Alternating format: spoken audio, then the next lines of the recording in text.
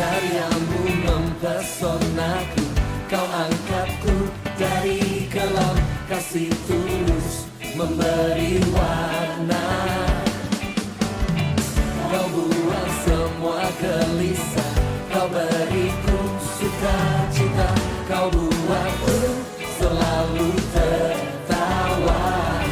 Kau taruh lagu baru dalam hatiku, mulutku bersorak memuji namamu. Dari hatiku mengalir pujian bagimu, oh, sukacita rohmu hadir di sini, dan ku menari memuji di hadapanmu Yesus. Sukacita rohmu hadir di sini.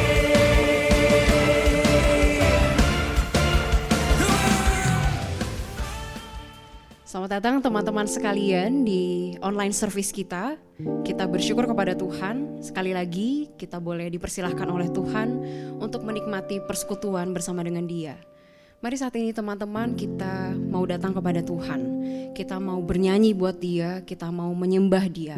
Kiranya dalam ibadah kita ini kita belajar untuk mempersembahkan hidup kita, diri kita, suara kita. Mari kita mengangkat satu pujian ini yang berkata, You are my God, You are my King.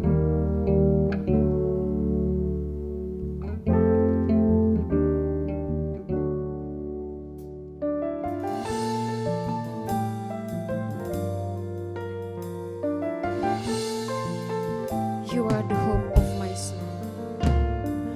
You are the hope of my soul. You are the sun in my world. I lay down my heart. My life's in your loving hands. More than my hopes and my dreams. More than what my eyes could see. Your love consumes me. Your grace is all that I need. For you are my God. For you are my God. You are my King. I'll sing your name and I'll shout of your name. In your presence is where I belong. For you are my God. You are my King. Jesus, you, only you are my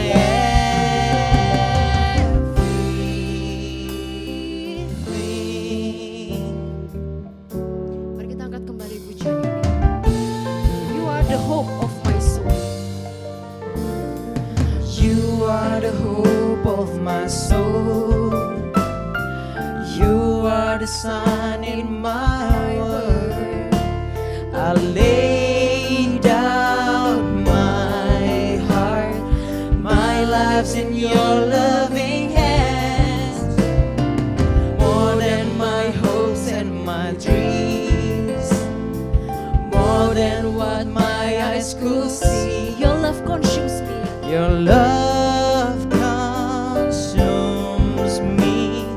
Your grace is all that I need. For you are my God. You are my King. I'll sing your name and I'll shout of your fame. In your presence is where I belong. For you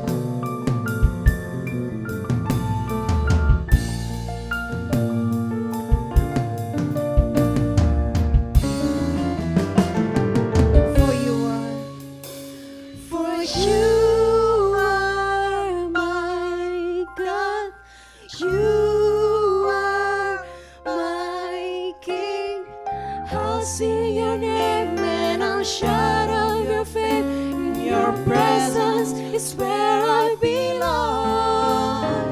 For you are my God, you are my King. Jesus, you, only you are my everyone. For you are my God, you are my King. Jesus, you, only you are my everything.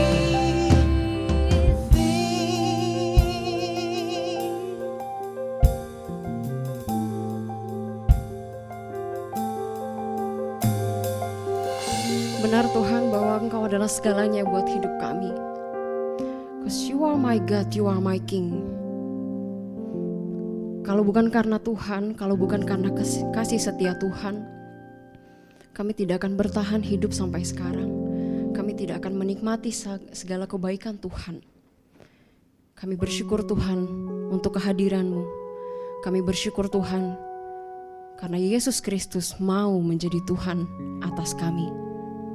Kiranya Tuhan Engkau menerima pujian kami, menerima sembah kami. Bukan karena kami layak, tapi karena Engkau yang mengasihi kami. Inilah pujian kami, inilah sembah kami. Kami mau bersorak-sorai bagi Tuhan. Kami mau memuji nama Tuhan. Kiranya Engkau yang bertahta atas pujian kami. Di doa kami Tuhan, ini penyerahan kami kepada Engkau. Di dalam nama Tuhan Yesus kami berdoa. Amin. Teman-teman, mari saat ini kita mau bersorak-sorai buat Tuhan kita. Kita katakan Allah perkasa.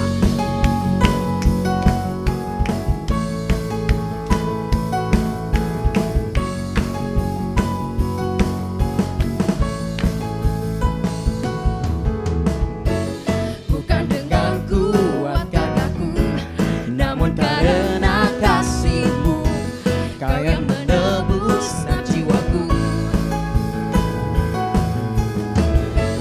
Lewati badai tak ku ragu, karena Kau tinggal dalamku. Dengan imanku ku berseru, Kaulah Raja, Kaulah Raja, Allah perkasa. Surga bumi pun menyembah. Setiap firman-Mu terangi jalanku. Kaulah Tuhan Allah yang perkasa.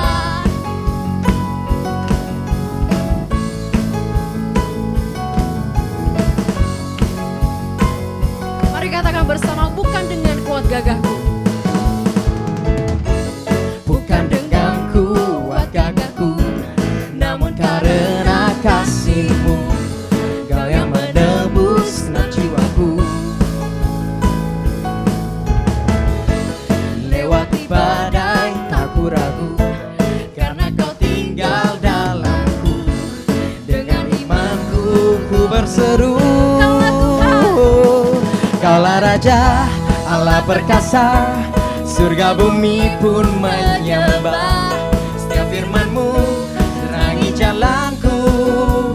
Kaulah Tuhan Allah, Kaulah Raja, Allah perkasa. Surga bumi pun menyembah. Setiap firman-Mu terangi jalanku. Kaulah Tuhan Allah yang perkasa.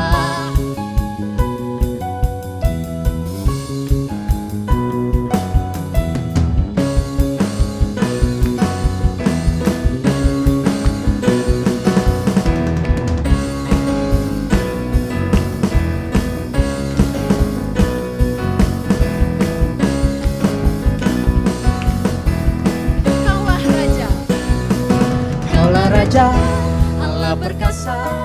Surga bumi pun menyembah. Setiap firman-Mu terangi jalanku. Kaulah Tuhan Allah, Kaulah Raja, Allah perkasa. Surga bumi pun menyembah-Mu. Setiap firman-Mu terangi jalanku. Kaulah Tuhan Allah yang perkasa.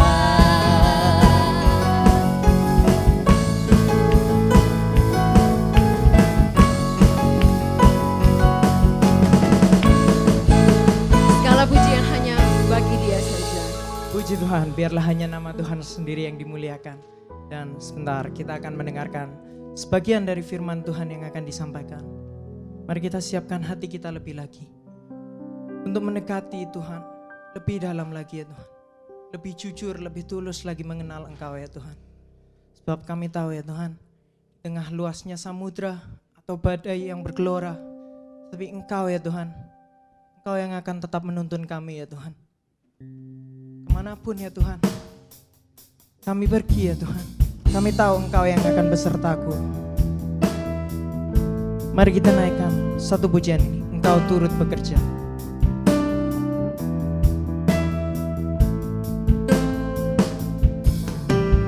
Di tengah luasnya samudra, di dalam badai bergelora, Engkaulah jangkar hidupku. Tak sekalipun ku goyah. Firman-Mu terang, firman-Mu terangi langkahku. Sumber damai dalam hidupku. Ku aman di dalam-Mu. Penyertaan-Mu Tuhan, penyertaan-Mu sempurna. Sepasti mentari bersinar, begitu pun janji-Mu.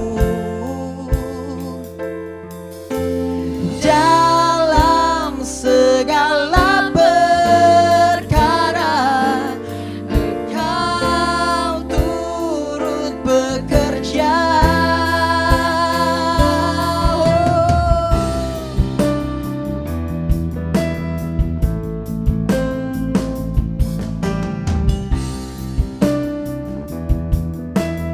Mari kita katakan dengan lebih sungguh lagi.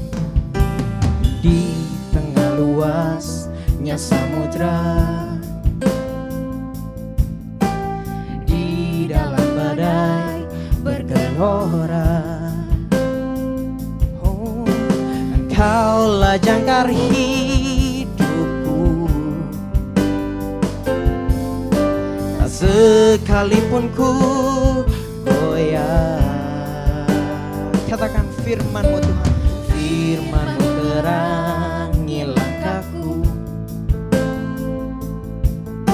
Sumber damai dalam hidupku. Ku aman di dalam-Mu. Penyertaan-Mu sempurna.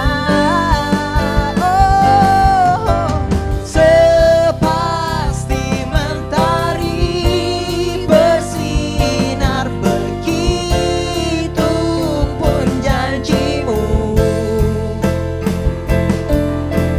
Dalam segala perkara Engkau turut bekerja. Oh, sepasti mentari bersinar, begitu pun janji-Mu. Dalam segala perkara Engkau turut bekerja.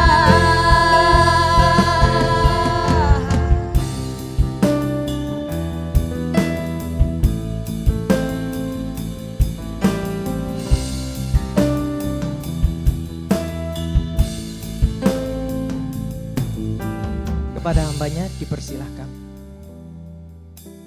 Saudara-saudara, mari kita bersatu dalam doa. Tuhan, barangkali ini bukanlah ibadah yang ideal, yang biasa kami lakukan dari minggu ke minggu. Tetapi Tuhan, pada hari ini kami tetap ingin Tuhan untuk beribadah kepadamu. Ketika kami menyanyi untuk Engkau. Dan saat ini ketika kami menyandengkan telinga kami ingin mendengar akan suara-Mu. Kami ingin tahu isi hati-Mu. Oleh karena itu Tuhan tolong kami agar sungguh Tuhan kami bisa mengerti, kami bisa mengetahui apa yang menjadi isi hati-Mu dan kehendak-Mu di dalam kehidupan kami. Tuhan tolong pakai hamba-Mu yang hina ini, dan tolong juga agar kehidupan hamba-Mu ini pun diubahkan melalui firman yang hidup itu. Terima kasih ya Tuhan, di dalam nama Tuhan Yesus kami berdoa. Amin. Shalom saudara-saudara, perkenalkan nama saya Samuel. Mungkin sebagian kenal sama saya karena saya dulunya remaja dan pemuda di sini di Gloria Satelit. Oke, mungkin gitu aja dulu perkenalannya. Untuk perenungan kita pada pagi hari ini, mari kita membuka Alkitab kita dari Hakim-Hakim pasal ke-14, Hakim-Hakim 14 ayat 1-4. Ini kisah tentang Simson. Akan saya bacakan untuk kita semua. Hakim-Hakim 14 ayat 1-4. Simson pergi ke Timna, dan di situ ia melihat seorang gadis Filistin. Ia pulang dan memberitahukan kepada ayahnya dan ibunya, "Di Timna aku melihat seorang gadis Filistin, tolong ambillah dia menjadi istriku." Tetapi ayahnya dan ibunya berkata kepadanya, "Tidak adakah di antara anak-anak perempuan sanak saudaramu atau di antara seluruh bangsa kita seorang perempuan, sehingga engkau pergi dan mengambil istri dari orang Filistin, orang-orang yang tidak bersunat itu?" Tetapi jawab Simson kepada ayahnya, "Ambillah dia bagiku sebab dia kusukai." Tetapi ayahnya dan ibunya tidak tahu bahwa hal itu daripada Tuhan asalnya. Sebab memang Simson harus mencari gara-gara terhadap orang Filistin. Karena pada masa itu orang Filistin menguasai orang Israel. Mari kita membuka satu ayat lagi. Masih tentang Simson, Hakim-Hakim 16 ayat 28. Hakim-Hakim 16 ayat 28. Berserulah Simson kepada Tuhan, katanya, "Ya Tuhan Allah, ingatlah kiranya kepadaku dan buat aku kuat, sekali ini saja ya Allah, supaya dengan satu pembalasan juga ku balaskan kedua mataku itu kepada orang Filistin." Demikian jauh pembacaan firman Tuhan. Jadi saya diberikan tema oleh pengurus di tempat ini, Godliness in the Broken World. Kesalehan di tengah dunia yang sudah rusak. Tampaknya masa-masa sekarang ini kita sangat bisa merasakan bahwa dunia kita adalah dunia yang rusak. Ya. Jadi sejak manusia jatuh dalam dosa, seluruh dunia dan segala isinya ikut jatuh ke dalam dosa dan akibatnya semuanya jadi rusak. Tatanan dunia rusak, moral manusia itu rusak, alam ciptaan rusak, semuanya menjadi rusak.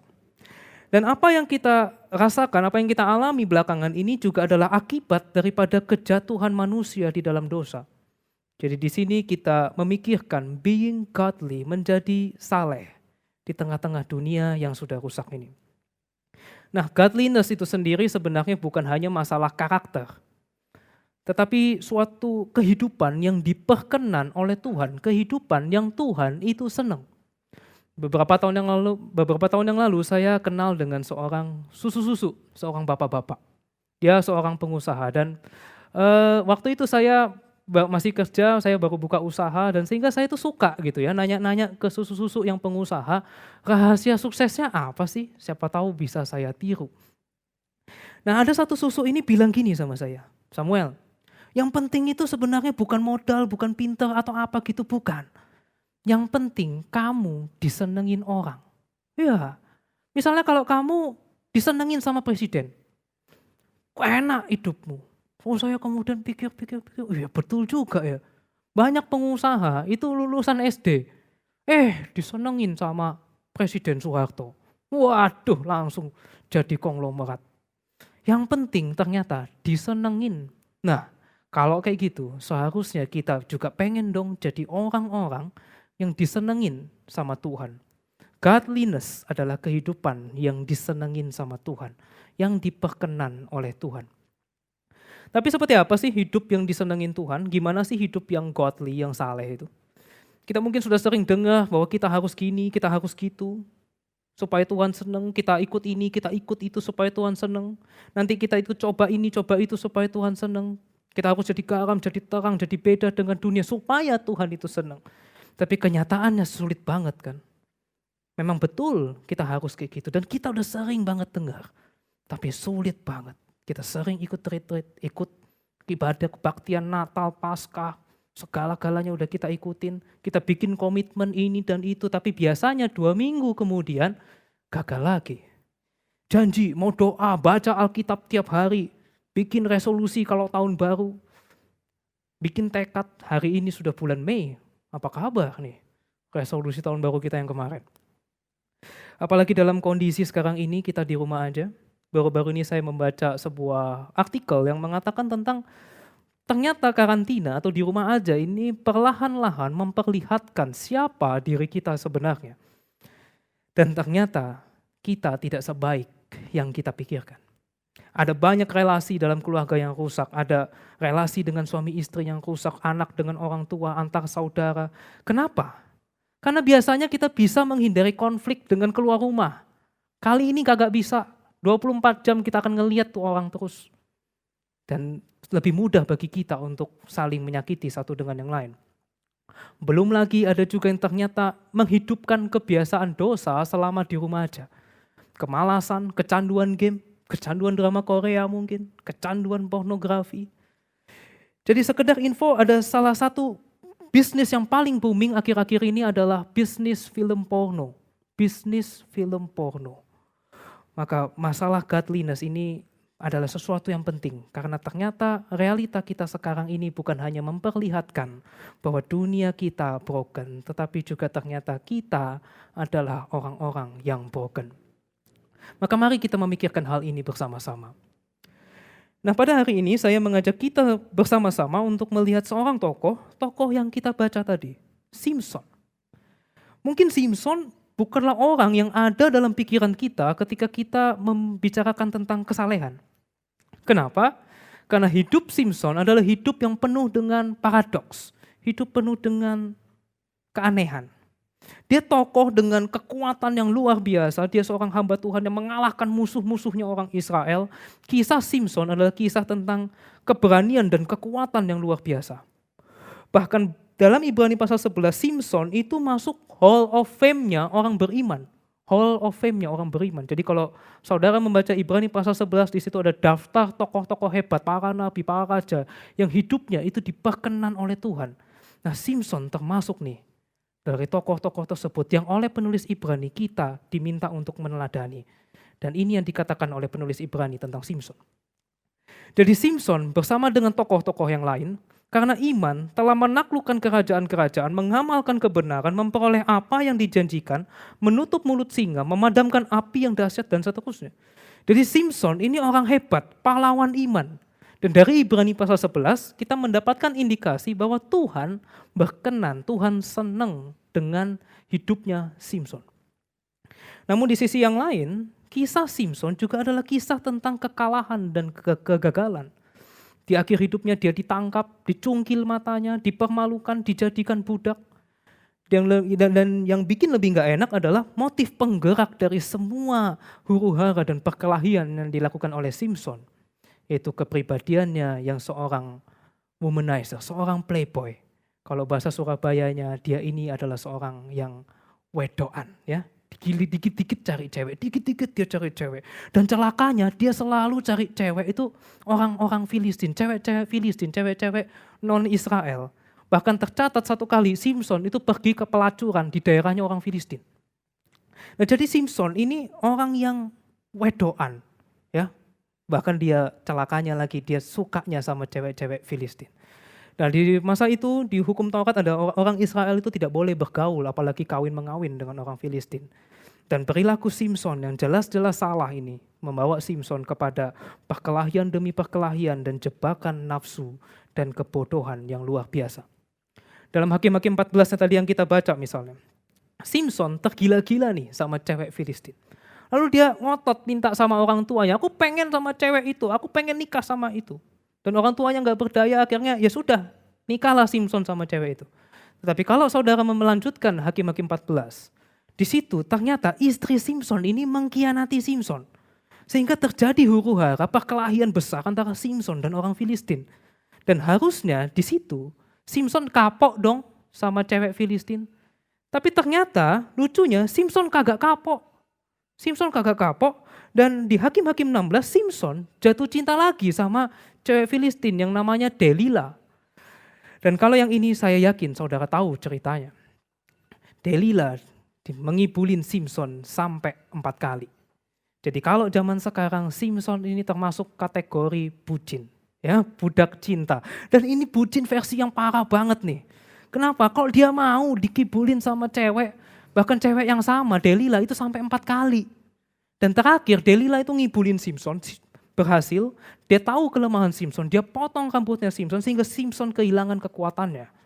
Dia ditangkap, dicungkil matanya, dijadikan budak, dipermalukan. Dan hidup Simpson, seperti yang disaksikan oleh Alkitab, adalah hidup yang broken, hidup yang rusak. Dan betapa Simpson sangat terikat akan dosa, membawa dia pada kebodohan demi kebodohan. Lalu apa yang kita bisa pelajari dari kehidupan Simpson?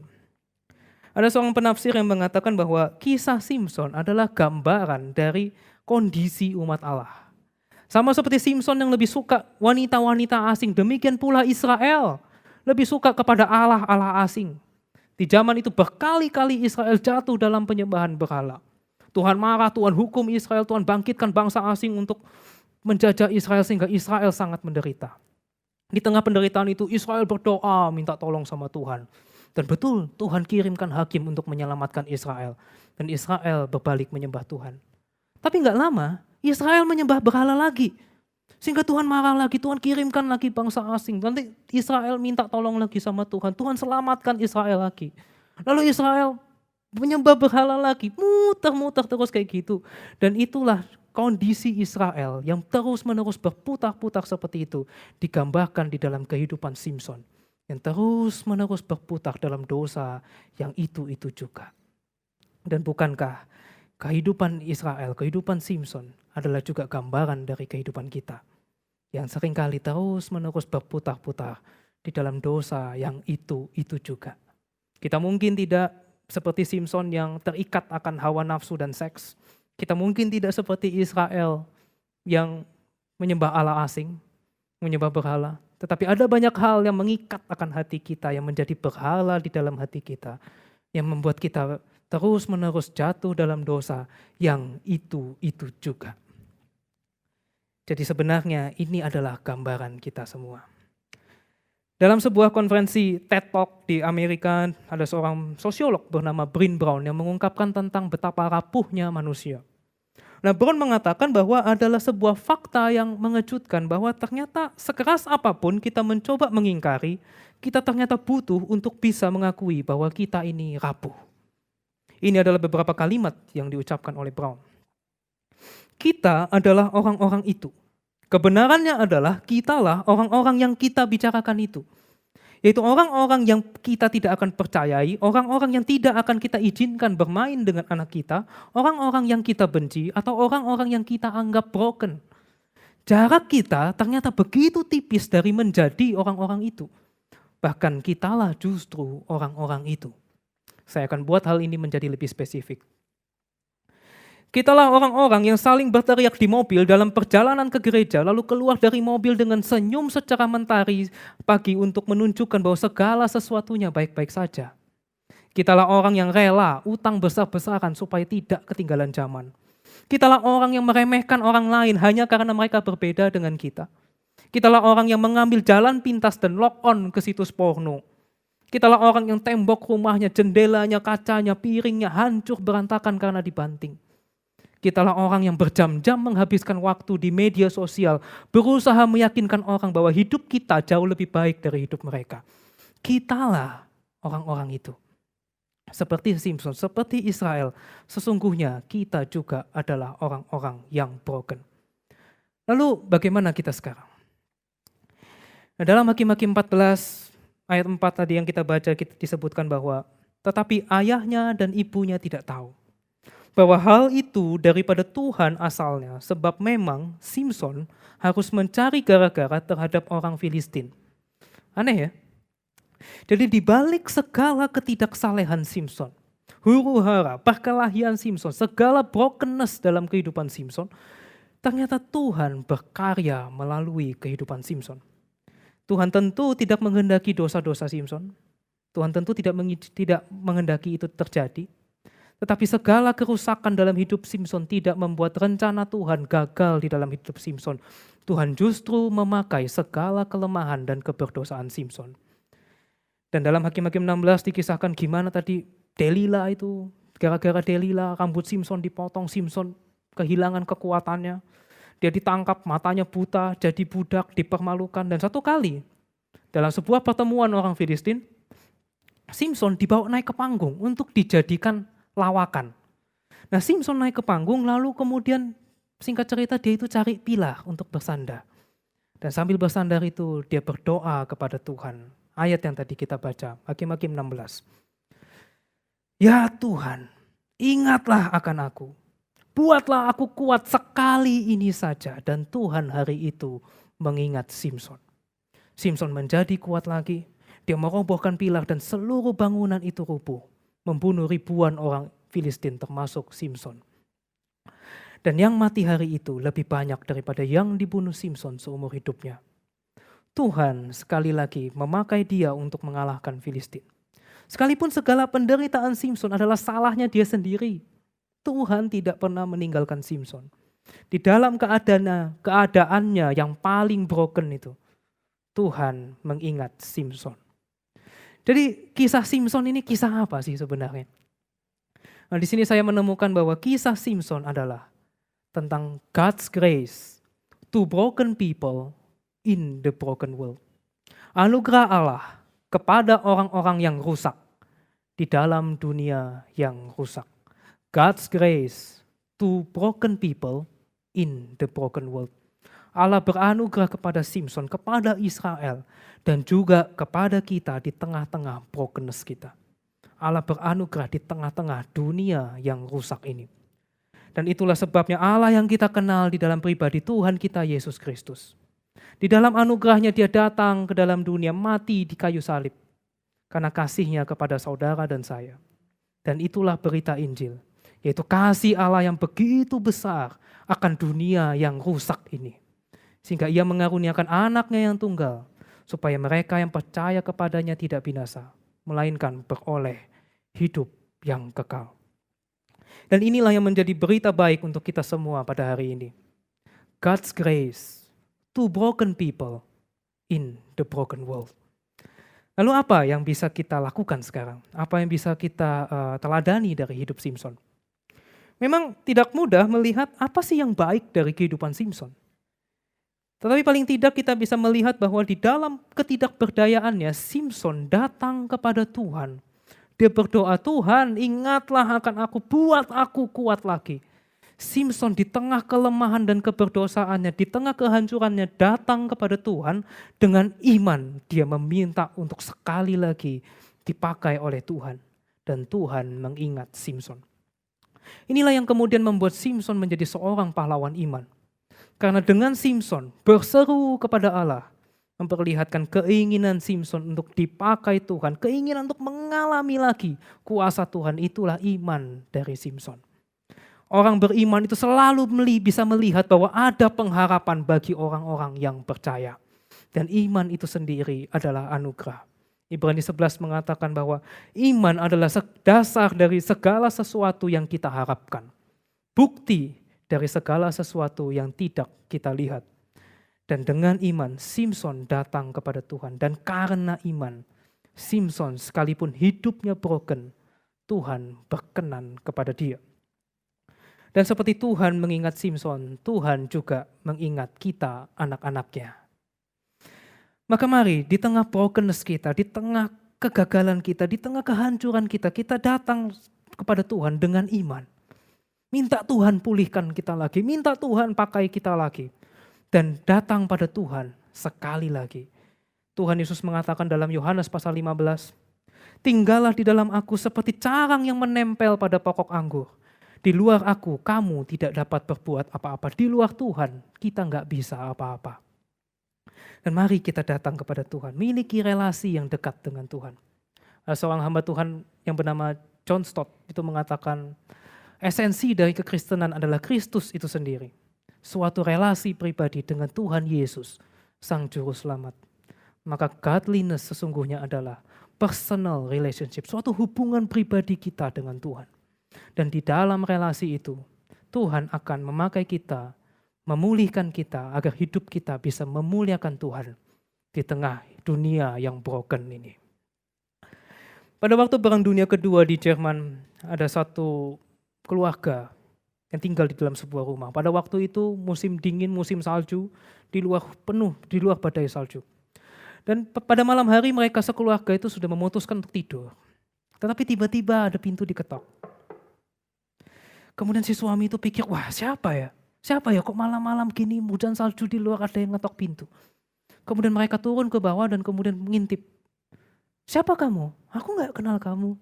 Oh iya, maaf Pak, saya ganggu Bapak tidur. Saya tadi ketinggalan kereta. Boleh gak malam ini saya nginep di sini? Kemudian suami istri itu rembukan dulu. Kemudian, oh ya sudah boleh deh. Tapi sorry, kami gak punya kamar. Punyanya basement, jadi gudang. Mau gak tidur di gudang? Oh ya sudah deh, gak apa-apa Pak. Yang penting saya malam ini bisa tidur. Nanti besok pagi saya cepat-cepat naik kereta.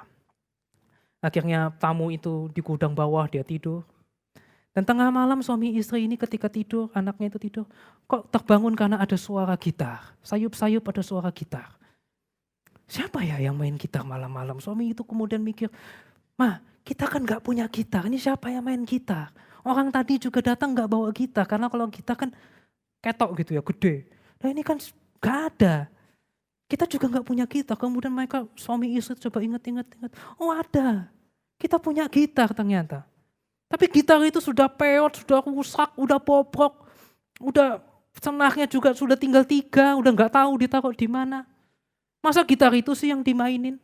Kemudian suami istri itu karena penasaran mereka bangun, ikutin itu suara gitar. Betul, dari basement. Pemuda itu main gitar. Yang senarnya cuma 3 itu main sambil dibetul-betulin, dimainin lagi sambil betul-betul. Dan lagunya ya lumayan enak. Kemudian bapak itu tanya, loh kamu kok bisa main itu gitar? Itu gitar udah rusak, udah mau kami buang. Dan senarnya tinggal 3 lah, kamu kok bisa main? Kemudian pemuda itu bilang, oh iya saya kebetulan seorang gitar maker, saya seorang pembuat gitar. Ya mau gitar senar 3, senar 1 saya pasti tetap bisa main. Dan pemuda itu terus main gitar itu dengan memainkan sebuah lagu yang indah. Saudara jangan kita lupa siapa Tuhan yang menciptakan kita. Di tangan Tuhan apapun kondisi hidup kita bisa dipakai oleh Tuhan seperti gitar itu di tangan si pembuat gitar. Di dalam Tuhan selalu ada pengharapan. Maka mari kita melihat masa karantina seperti ini sebagai suatu kesempatan kita untuk mempererat lagi relasi kita dengan Tuhan. Makin dekat dengan Tuhan, membereskan apa yang selama ini belum sempat kita bereskan dengan Tuhan. Juga mari kita membereskan relasi kita dengan orang tua kita, dengan pasangan kita, dengan saudara kita, dengan orang-orang yang ada di dalam rumah kita. Kita hari ini mungkin tidak bisa datang ke gereja. Tapi justru disitulah kesalehan kita diuji. Sekiranya Tuhan menolong kita, mari kita berdoa. Tuhan, ketika kami dengan jujur melihat diri kami sendiri, kami harus mengakui bahwa kami pun adalah orang-orang yang broken. Kami adalah orang-orang yang penuh dengan kelemahan, kami penuh dengan keberdosaan, dan hidup kami yang seperti ini tidak mungkin bisa menyenangkan Engkau.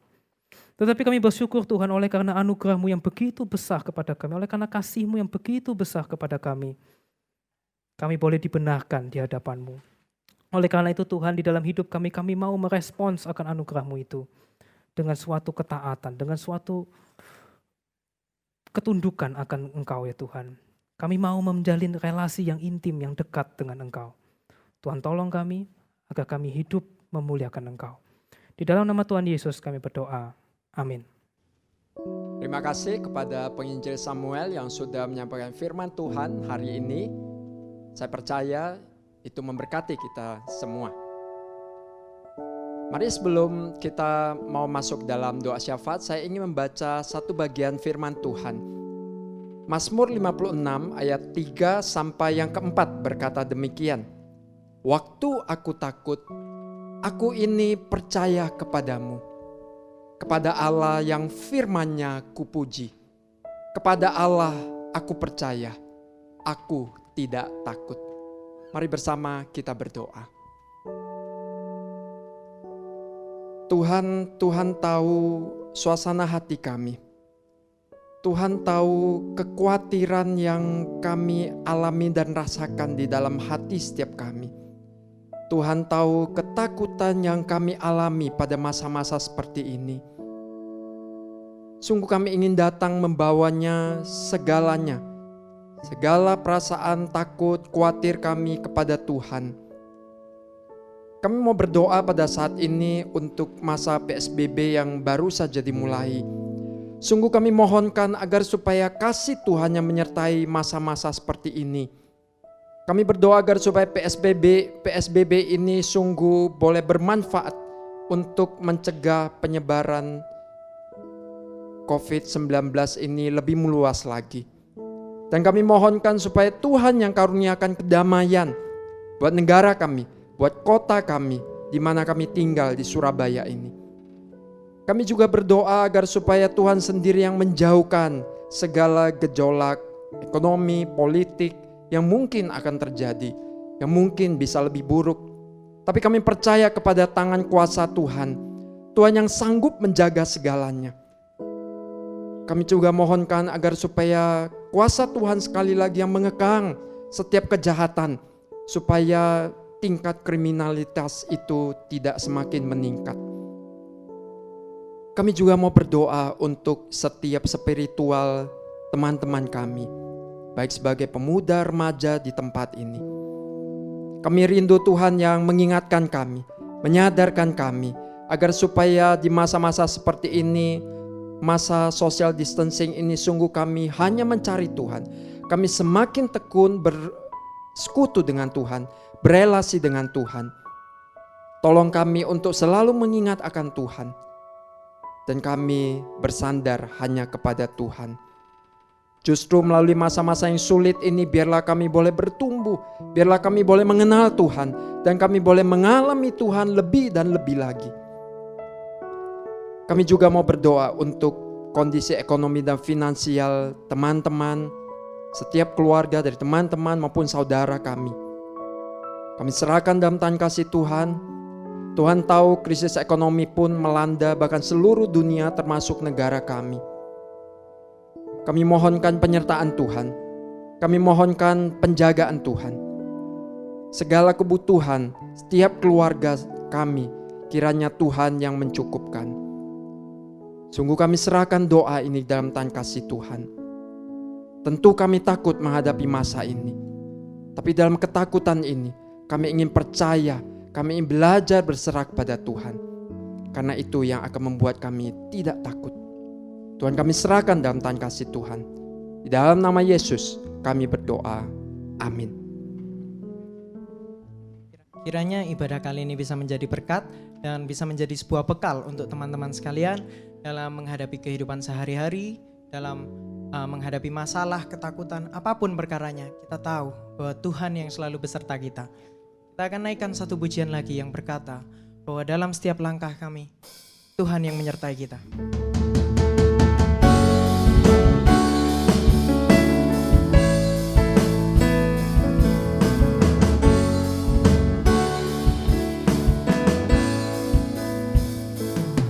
Di setiap langkahku, tangan-Mu menuntun jalanku, karena Kau pelita hidupku yang selalu bersinar dalamku. Kasih-Mu sempurna, selalu baru tiada habisnya. Apapun cerita hidupku, janji-Mu tak Kau tinggalkanku. Ku percaya Kau Tuhan atasku, ku serahkan semua masa depanku. Ku tak akan takut, hidupku aman di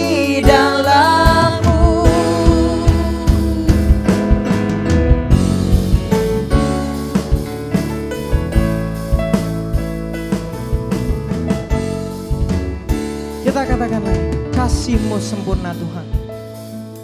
Kasih-Mu sempurna, selalu baru tiada habisnya. Apapun cerita hidupku, janji-Mu tak Kau tinggalkanku. Oh, ku percaya Kau Tuhan atasku, ku serahkan semua masa depanku. Ku tak akan takut, hidupku aman di dalam-Mu. Ku berjalan Tuhan, ku berjalan dalam kebenaran-Mu, sumber damai di dalam jiwaku. Kau Yesus yang hidup, tiada yang mustahil bagi-Mu. Forever I will sing in Your presence. Forever I will trust in Your name. Your will be done. Your will be done. Katakan, percaya Kau Tuhan atasku, ku serahkan semua masa depanku. Ku tak akan takut, oh hidupku aman di dalam-Mu. Ku berjalan dalam kebenaran-Mu, sumber damai di dalam jiwaku. Kau Yesus yang hidup, tiada yang mustahil bagi-Mu. Forever I will sing in Your presence. Forever I will trust in Your name. Your will be done.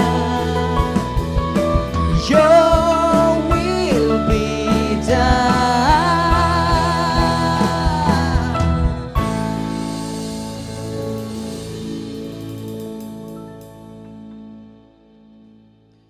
Teman-teman yang terkasih dalam Tuhan, saya mengajak setiap kita untuk bersama-sama berdiri. Kita akan mengarahkan hati kepada Tuhan dan bersama-sama menerima berkat dari Tuhan. Kiranya kasih yang agung, kasih yang mulia, kasih yang sempurna dari Allah Bapa, anugerah keselamatan dari Tuhan kita Yesus Kristus, pimpinan penyertaan topangan dari Allah Roh Kudus akan selalu menyertai kehidupan kita mulai dari saat ini sampai Maranatha, bahkan sampai selama-lamanya. Amin. Ibadah kita telah selesai. Happy Sunday semuanya. God bless you dan see you di ibadah online service berikutnya. Bye-bye.